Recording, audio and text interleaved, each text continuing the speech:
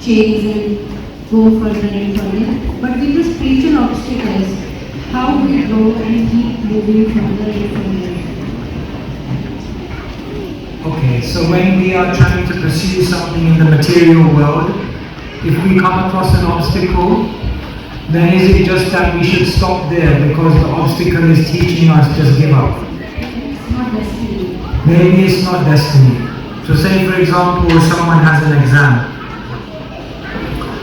and they begin studying and there's an obstacle, I don't know, FA Cup final or football final or something, and they get distracted, I don't know. So should they just give up? See, what we're trying to do is we're trying to give the best effort. Whether it's material or whether it's spiritual, all we are in control of is doing our best. You have to give your best effort. You have to give your best endeavor. You have to give your best energy, your best attention. You have to try to act with intelligence. And once you've given the best effort, after that you can't do anything more.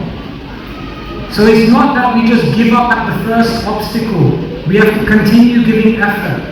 But once we've given all of our effort, if an obstacle keeps coming and is not happening, then maybe we need to understand that maybe Krishna is pointing me towards something else.